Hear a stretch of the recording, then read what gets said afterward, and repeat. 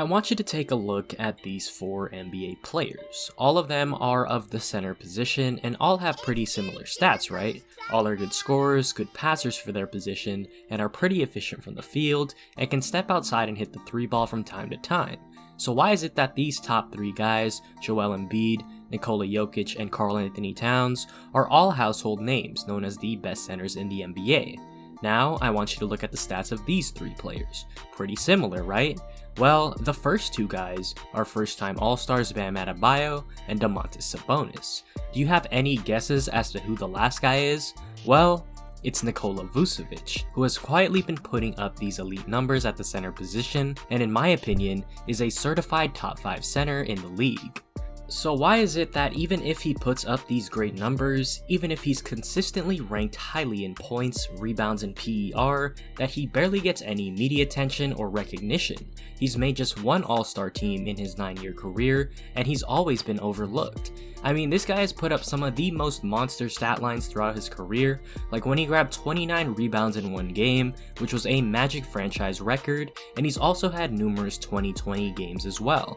I think it's time to put some respect on his name, so let's put the spotlight on the league's most underrated center, and possibly the most underrated all-star in the league, Nikola Vucevic.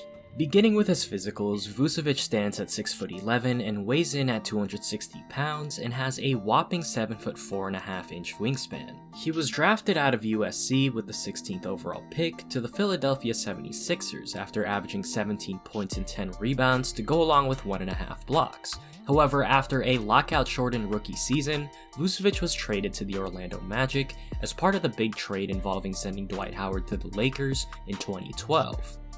It was here that Vucevic really started to shine and has played the rest of his career since. Though not known for being the greatest athlete, Vucevic uses his size, skill, and basketball IQ to give himself the advantage down low in the post, and has made a name for himself on the offensive side of the ball.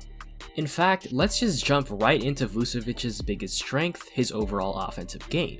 While early on in his career, Vuce was known for his presence down low, over the years we've seen his evolution into a player who can legitimately score from all 3 levels of the court. The Magic used this to their advantage by running a number of pick and rolls with him throughout the season, with him deciding whether or not to roll to the basket, or pop out for a mid-range jumper, or even the 3-ball. And when looking at this season alone, he's been relatively successful when shooting outside, hitting about 43% of his mid-range jumpers and 34% of his 3s. But he's not limited to just these type of shots alone. He's not just a spot-up shooter.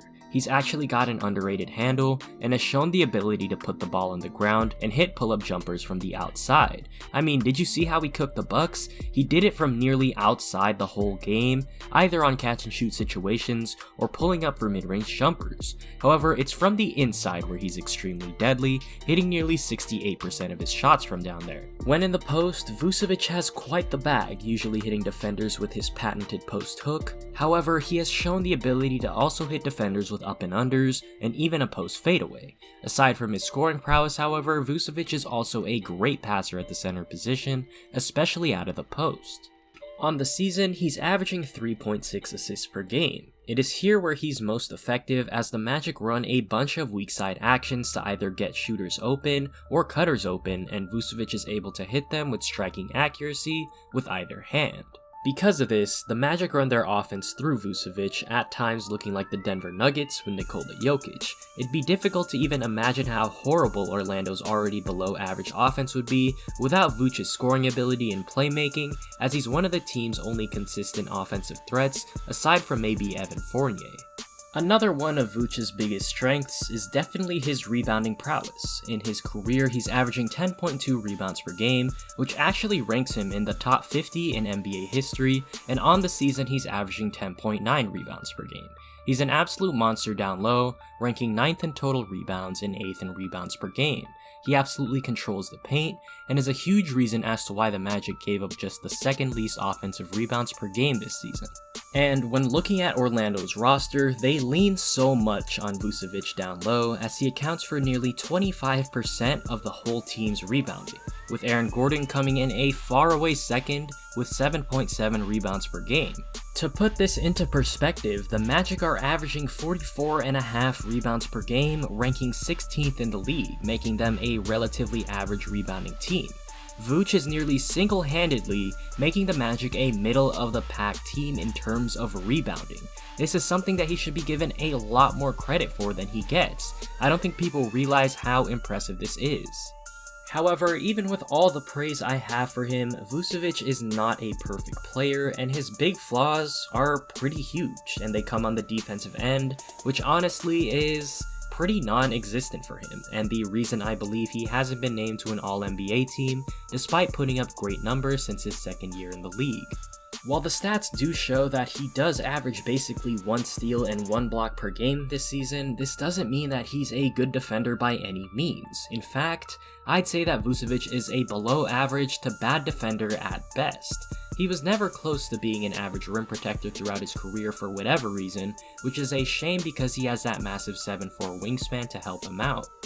But aside from this, he can't guard the perimeter, he's very heavy-footed, and it results in him being unable to recover against guards and the quicker wings and bigs in the league. He's best suited when guarding bigs who bang down low, where he can use his size and strength to keep them from getting to the spots they want.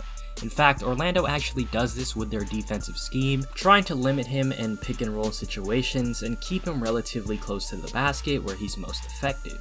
I think it's worth noting that even though his defense is still relatively bad, it's not as bad as it was in the beginning of his career. I think this has to do a lot with the fact that he's played under some great defensive-minded coaches, such as Frank Vogel and currently Steve Clifford. But honestly, I don't see him becoming an elite rim protector or even a good rim protector for the remainder of his career, as he's already almost 30 years old and in his 9th season in the league. But even with said flaws, I truly believe that Vucevic should be getting more recognition and credit for how good of a player he is. He's extremely talented on the offensive end and rebounds just as well as some of the best big guys in the league. I truly believe that if he wasn't playing in such a small market like Orlando, that he would definitely be a household name and get recognition for how talented of a player he is. But with all that being said, that's just my opinion, so let me know in the comments below your thoughts on Vucevic and where you rank him in terms of today's NBA centers. I rank him 4th behind the big trio of Jokic, Embiid, and Cat, but let me know if you're any different. Thank you very much for watching the video, and don't forget to like it as well, and subscribe to the channel and turn on post notifications. I upload every Monday and Thursday, so be on the lookout for that. School has been starting lately, but I'm gonna try to keep it up. I mean, we're going to Zoom University anyway, so is it really college? No, not really. But with all that being said, remember this.